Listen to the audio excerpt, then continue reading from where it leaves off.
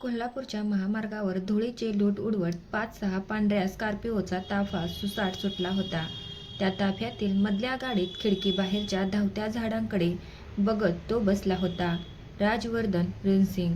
वयाच्या 30व्या वर्षीच राजकारणात स्वतःचा असा ब्रँड निर्माण केलेला हा तरुण. चेहऱ्यावरचा करारीपणा आणि डोळ्यातील तीक्ष्णता बघून समोरच्याची बोलती बंद व्हायची. मुंबईचा 5 दिवसांचा राजकीय दौरा आटोपून तो आपल्या बालेकिल्ल्यात म्हणजेच कोल्हापुरात परतत होता. "भाऊ, 10 मिनिटात आपण रणसिंग निवासावर असू," ड्रायव्हरने आदराने सांगितले. राजवर्धनने फक्त मान डोलावली. त्याच्यासाठी प्रेम, माया या 2 गोष्टी होत्या. त्याच्या आयुष्यात फक्त 3च गोष्टींना महत्त्व होतं: सत्ता, संघर्ष आणि त्याचं कुटुंब. गाड्यांचा ताफा जेव्हा रणसिंग बंगल्याच्या अवाढव्य गेटमधून आत शिरला, तेव्हा टायरचा आवाज ऐकूनच घरातील नोकर-चाकर धावत बाहेर आले. राजवर्धन कधी येईल आणि कधी जाईल याचा नेम नसायचा. तो गाडीतून उतरला. उंच धिप्पाड शरीरयष्टी, पांढरा कडक इस्त्रीचा कुर्ता, हातात महागडं घड्याळ आणि डोळ्यावर ब्रँडेड गॉगल. तो आत पाऊल टाकणार इतक्यात "वाचवा, प्लीज वाचवा मला" एक अर्थ किंकाळी ऐकू आली आणि क्षणार्धात एक मुलगी धावत आली आणि थेट राजवर्धनच्या छातीला धडकली. तिने भीतीपोटी त्याचा कुर्ता घट्ट पकडला होता. राजवर्धन स्तंभित झाला. अख्ख्या जिल्ह्यात ज्याच्या वाटेला जाण्याची कोणाची हिंमत होत नव्हती, त्याला आज एका मुलीने थेट मिठी मारली होती. तिचा मोगऱ्याचा सुगंध राजवर्धनच्या नाकात दरवळला. त्याने रागाने तिला बाजूला करण्यासाठी हात उचलले, पण तिचे ते काळेभोर भीतीने भरलेले डोळे पाहून त्याचे हात हवेतच थांबले. "प्लीज, तो चावेल मला," ती थरथरत म्हणाली. तिच्या पाठोपाठ रणसिंगचा शिकारी कुत्रा झोरू भुंकत तिथे आला. राजवर्धनने एका नजरेत सगळा प्रकार ओळखला. त्याने कडाडून आवाज दिला, "झोरू, बस." एका क्षणात तो हिंस्र कुत्रा शेपूट हलवत शांत बसला. राजवर्धनने आता त्या मुलीकडे पाहिले. तिने हळूच डोळे उघडले. राजवर्धनच्या रागीट चेहऱ्याकडे बघून तिची बोबडीच वळली. तिने पटकन त्याला सोडले आणि 2 पावले मागे सरकली. "सॉरी, मी स्वराची मैत्रीण, कावेरी." तो कुत्रा मागे लागला म्हणून ती अडखळत बोलत होती.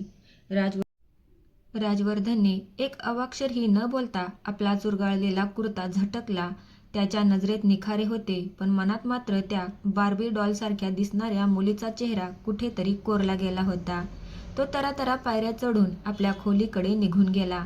बंगल्यातले सगळेजण सुटकेचा निश्वास टाकत होते. आज कोल्हापूरचा वाघ शांत होता, पण हे वादळापूर्वीची शांतता तर नव्हती ना. राजवर्धन आपल्या खोलीत गेला खरा, पण त्याच्या अंगाला आलेला तो मोगऱ्याचा सुगंध काही पाठ सोडत नव्हता. कुठून येतात अशा मुली? आणि ही स्वरा, हिला अभ्यासासाठी कोल्हापूरच सापडलं का? तो स्वतःशीच पुटपुटला आणि रागात आरशात पाहू लागला. त्याचा पांढरा शुभ्र कुर्ता थोडा चुरगाळला होता. अगदी तसाच जसा त्याचा आवाजावरचा ताठर स्वभाव त्या मुलीच्या मिठीमुळे विस्कटला होता. दुसरीकडे हॉलमध्ये कावेरी अस्वस्थ बिकट होती. "स्वरा, कोण होते ते? किती डेंजर दिसत होते ग?" कावेरीने घाबरत विचारलं. स्वरा हसून म्हणाली, "अगं, तो माझा मोठा भाऊ राजवर्धन. कोल्हापूरचा वाघ म्हणतात त्याला. तू नशीबवान आहेस की त्याने तुला ओरडून बाहेर काढलं नाही." सुरुवात खट्टी नात्याची. दुसऱ्या दिवशी सकाळी राजवर्धन डायनिंग टेबलवर बसून पेपर वाचत होता. सवयीप्रमाणे सगळीकडे शांतता होती. तेवढ्यात लुटूपुटू पावलांचा आवाज आला. कावेरी आणि स्वरा तिथे आल्या. राजवर्धनने पेपर बाजूला सारला आणि त्याच्या त्या तीक्ष्ण नजरेने कावेरीकडे पाहिलं. कावेरी गुपचूप मान खाली घातली, पण तिचा पाय चुकून राजवर्धनच्या महागड्या बुटावर पडला. "औच, बघून चालता येत नाही का?" राजवर्धनचा आवाज घुमला. "सॉरी, मी चुकून." कावेरी पुन्हा घाबरली. "स्वरा, तुझ्या मैत्रिणींना सांग, राजकारण आणि हे घर शिस्तीवर चालतं. इथे स्वारीला जागा नसते." असं म्हणून तो ताडकन उठून निघून गेला. कावेरीने तोंड वेडंवाकडं केलं आणि हळूच पुटपुटली, "किती खडूस आहे हा राक्षसवर्धन." राजवर्धनने मागे वळून पाहिलं. त्याला ते ऐकू गेलं होतं. त्याच्या ओठावर एक नकळत स्मित हास्य येऊन गेलं, जे कुणीच पाहिलं नाही. प्रोजेक्ट आणि निसर्गाची सानिध्य 2 दिवसांनी रणसिंगच्या मूळ गावी म्हणजेच कोकणच्या सीमेवर असलेल्या निसर्गरम्य वाडीवर जाण्याचे ठरले. स्वराचा प्रोजेक्ट तिथेच पूर्ण होणार होता. राजवर्धनलाही तिथे काही जमिनीचे वाद मिटवायला जायचे होते, त्यामुळे तोही त्यांच्यासोबत निघाला. वाडीवर पोचल्यावर कावेरी निसर्ग पाहून हरखून गेली. ती पाऊस, माती आणि झाडांशी गप्पा मारत होती. राजवर्धन लांबून हे सगळं पाहत होता. त्याला वाटायचं की मुली फक्त मेकअप आणि शॉपिंगमध्ये दंग असतात, पण कावेरी निराळी होती. ती गावच्या लहान मुलांसोबत खेळत होती, विहिरीवरचं पाणी शेंदत होती. एके दिवशी जंगलात प्रोजेक्टसाठी माहिती गोळा करताना कावेरीचा पाय घसरला. ती एका खोल खड्ड्यात पडणार इतक्यात एका कणखर हाताने तिला वर खेचलं. तो राजवर्धन होता. पुन्हा एकदा मीच वाचवलं. सवय झालीये तुला वाटतं संकटात पडायची, त्याने तिला सावरत विचारलं.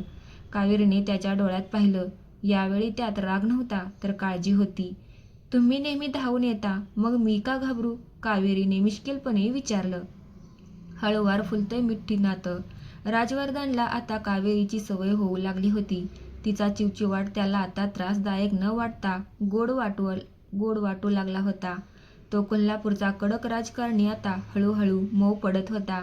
एका रात्री वाड्याच्या अंगणात चांदणं पडलं होतं. राजवर्धन खुर्चीत बसून काही फाईल्स चेक करत होता. कावेरी तिथे आली आणि तिने हळूच त्याच्या पुढ्यात गरम कॉफीचा मग ठेवला. हे कशासाठी? त्याने विचारलं. रात्रभर जागून काम करता, थोडी कॉफी घ्या. आणि हो, मगाशी तुम्ही त्या गरीब शेतकऱ्याची अडचण ज्या प्रकारे सोडवली ना, ते पाहून वाटलं की तुम्ही बाहेरून विलन वाटत असलात तरी आतून खरे हिरो आहात. असं म्हणून कावेरी लाजत पळून गेली. राजवर्धनने कॉफीचा घोट घेतला. ती कॉफी त्याला आज नेहमीपेक्षा जास्त गोड लागली. त्याला जाणीव झाली की ज्या प्रेमाला तो निरर्थक पाहुणा म्हणायचा, तीच भावना आता त्याच्या मनात घर करून पाहत होती. पण राजकारणातले त्याचे शत्रू शांत बसणारे नव्हते. राजवर्धनची ही कमजोरी म्हणजेच कावेरी आता त्याच्या नजरेत आली होती. कोल्हापूरच्या त्या विस्तीर्ण वाड्यावर आता सकाळचे कोवळे ऊन पडले होते.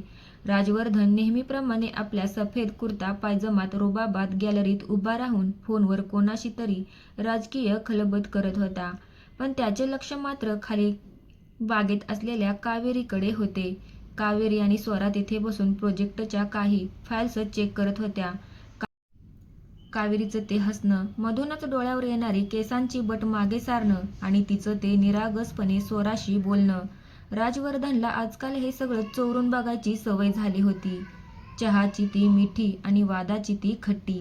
स्वरा, तुझे दादा खरंच किती कडक आहेत ग. मगाशी मी त्यांना हसून गुड मॉर्निंग म्हटलं तर त्यांनी फक्त एका नजरेत मला गप्प केलं. कावेरी तोंड फुगवून म्हणाली. तेवढ्यात मागून आवाज आला. कारण राजकारणात सकाळी उठल्यापासून रात्री झोपेपर्यंत फक्त डावपेच असतात, गुड मॉर्निंग करायला वेळ नसतो. कावेरी दचकली. राजवर्धन तिच्या अगदी मागे उभा होता. त्याच्या शरीराचा तो दरारा पाहून कावेरी पुन्हा एकदा बावरली. सॉरी दादा, म्हणजेच राजवर्धन सर, ती अडखळत बोलली. राजवर्धनने तिचा तो गोंधळलेला चेहरा पाहिला आणि त्याच्या मनात कुठेतरी ऊब जाणवली. सर, इथे कोणी शाळा भरवली नाहीये. आणि स्वरा, हिला सांग की माझ्या कामाच्या वेळेत उगाचच मध्ये मध्ये येत जाऊ नकोस. असं म्हणत तो वळला, पण त्याचा पाय एका वेलीत अडकला आणि तो तोल जाऊन पडणार इतक्यात कावेरीने धावत जाऊन त्याचा हात पकडला. दोघांच्या नजरा एकमेकांना भिडल्या. राजवर्धनचा तो खणखर हात कावेरीच्या नाजूक हातांनी घट्ट धरला होता. क्षणभर सगळं जग थांबल्यासारखं वाटलं. राजवर्धनला पुन्हा तो मोगऱ्याचा सुगंध आला. त्याने हळूच आपला हात सोडवून घेतला आणि शांतपणे तिथून निघून गेला. पण आज त्याच्या रागात ती धार नव्हती.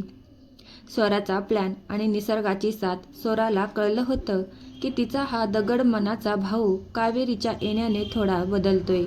त्याने ठरवलं की ह्या दोघांना एकत्र वेळ घालवायला हवा. दादा, आम्हाला आमच्या प्रोजेक्टसाठी त्या डोंगराच्या पलीकडच्या जुन्या देवळात जायचं आहे. तिथे रस्ता खूप खराब आहे. तू आम्हाला सोडून शकशील का? स्वराने हट्ट धरला. राजवर्धनने सुरुवातीला नकार दिला, पण स्वराच्या आग्रहाखातर तो तयार झाला. गाडीत राजवर्धन ड्रायव्हिंग करत होता आणि शेजारी कावेरी बसली होती. स्वरा मुद्दाम मागे बसली. रस्ता खरोखरच खराब होता. गाडीला एक जोराचा झटका बसला आणि कावेरी थेट राजवर्धनच्या खांद्यावर जाऊन आदळली. अरे बापरे, सॉरी, कावेरी लाजत म्हणाली. गाडी नीट पकडून बसता येत नाही का? की प्रत्येक वेळी मलाच तुला सावरावे लागेल?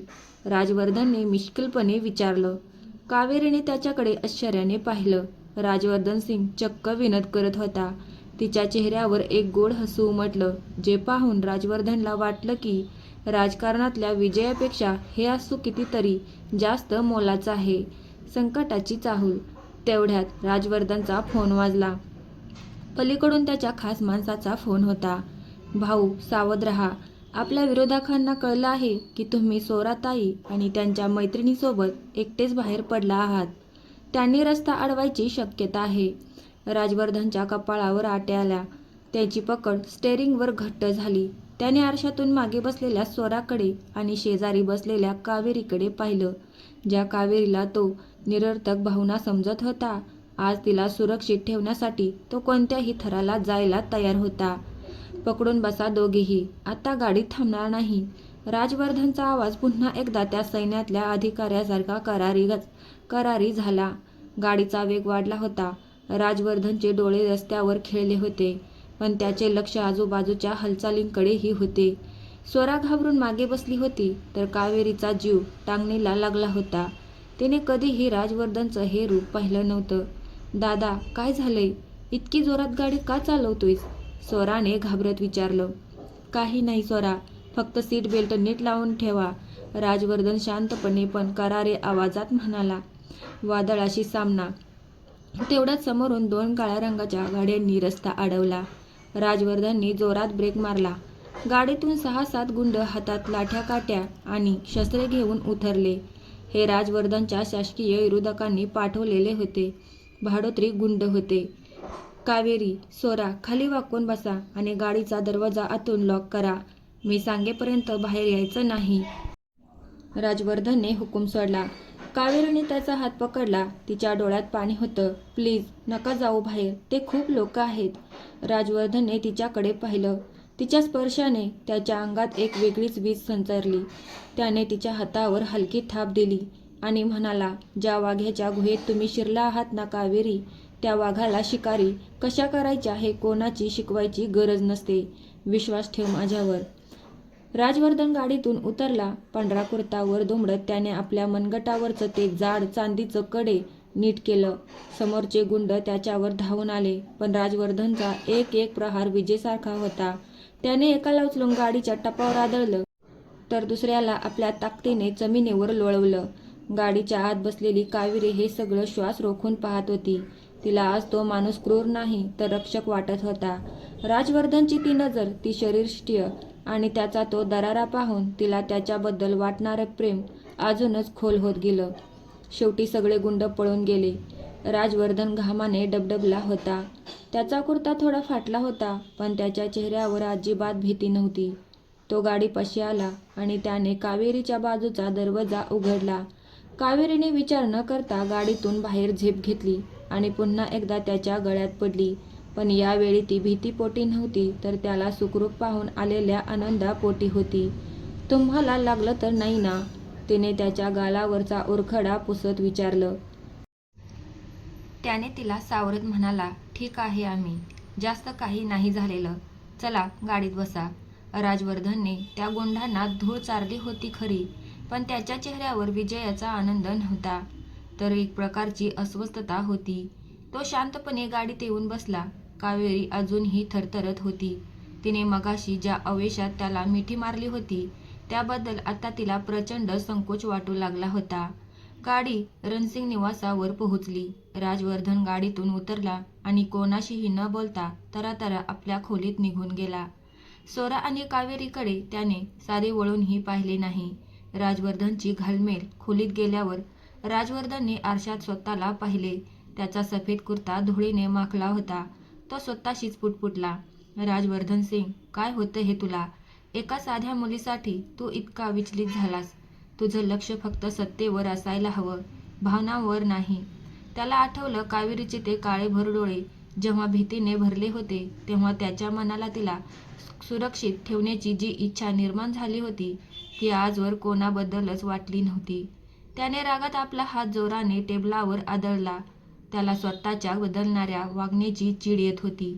चला तर भेटूया कथेच्या पुढच्या भागात. कथा आवडली असेल तर चॅनलला नक्की सबस्क्राईब करा. धन्यवाद.